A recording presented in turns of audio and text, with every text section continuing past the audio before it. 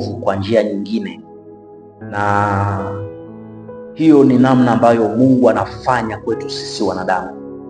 Manake sisi wanadamu tunaweza tukafika kwenye wakati ambao tunaona hapa ni mwisho. Mungu kawaida yake ni kufanya msaada na wokovu kwa njia nyingine. Ukisoma kitabu cha Wafalme wa Kwanza sura ya 17 kuanzia mstari wa kwanza mpaka wa 7, unakutana na habari ya Elia Mtishbi.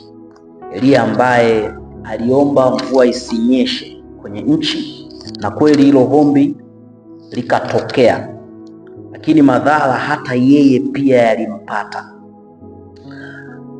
Lakini Mungu alitengeneza namna tofauti tofauti za kumtunza mtumishi wake Elia. Mara ya kwanza alimtuma kwa mwanamke mmoja mjane wa Sarepta. Ukisoma Wafalme wa Kwanza 17 na ule mstari wa 8, anasema neno la Bwana likamjia kusema, ondoka uende Sarepta ulio mji wa Sidoni, ukae huko. Tazama, nimemwagiza mwanamke mjane wa huko akulishe. Mungu alimwagiza mwanamke mjane amlishe. Mji ambao Sarepta uko nje na Israeli, ambao ulitengwa ni kama mji wa wapagani. Mungu alimwagiza Elia akalishwe na huyo mwanamke mjane wa Sarepta. Kwa hiyo ni wakati ambao Mungu alitengeneza njia ya kumtunza mtumishi wake, njia ambayo hata Elia hakutegemea kwamba anaweza akatunzwa kwa namna hiyo. Kwa ni mazingira ambayo Elia Mungu aliyatengeneza ili aweze kutunzwa kwa njia hiyo. Kwa hiyo katika hayo mazingira sitaki nizungumze sana hayo. Mimi nataka nizungumze kwa habari ya kijito cha Kerithi ambacho Mungu alikitumia hicho kijito kumtunza Elia. Na hicho kijito kuna wakati kikakoma. Kuna wakati hicho kijito kikakoma kutoa maji, kikakauka kabisa. Nimezungumza pia alimtunza kupitia mwanamke mjane, lakini kwenye kijito cha Kerithi Mungu alimtunza Elia pia kwa njia nyingine ambayo hata yeye hakufikiri. Kwa Mungu anaweza akatumia mazingira ambayo hata wewe huwezi kufikiri tena. Katika kijito cha Kerithi Mungu alianza kutumia kunguru ambao tumezoea ni wachafu, wanakula mizoga. Mungu alitumia kiumbe kunguru kuweza kumlisha Elia. Kwa ndege ambao kiasili ni wachafu, wanakula mizoga, Mungu alibadilisha tabia zao kwa muda ili wawe wabebaji wa baraka na chakula cha Elia. Kwa Mungu anaweza akatumia kitu kisichowezekana au kitu usichokitarajia kukuletea unachokitaka. Kwa hiyo Mungu kusudi lake huwa alizuii na kitu kingine chochote. Hata wale waliokusudia kukuumiza, Mungu anaweza kuwabadilisha wawe vyombo vya msaada wako. Wale waliokusudia kukuumiza, Mungu anaweza akawatumia wawe chombo cha msaada kwako.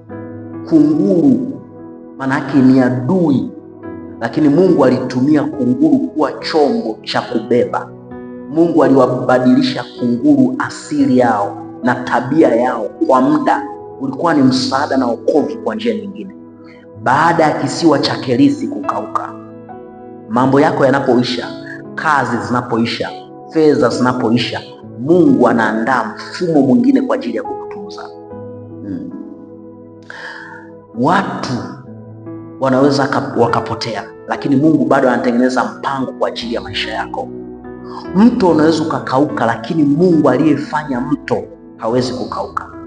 Chanzo cha Mungu chaweza kukauka, lakini sio Mungu sababu ya chanzo. Mto unaweza ukakauka, lakini Mungu wa mto hawezi kukauka, hawezi kuisha.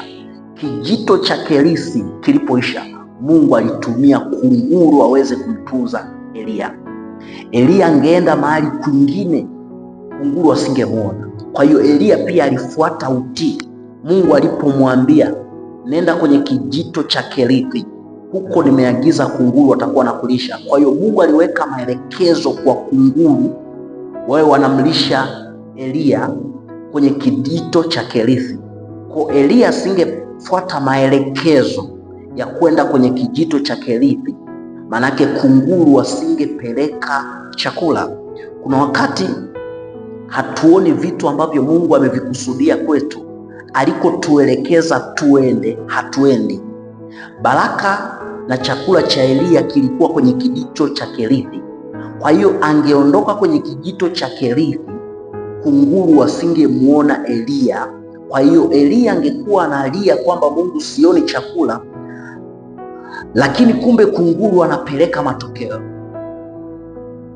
Kwa kuna wakati Mungu anaelekeza baraka zetu mahali fulani na sisi tuko mahali fulani. Ndio maana kuna wakati anasema nitakubariki mjini, kuna wengine atawabariki mashambani.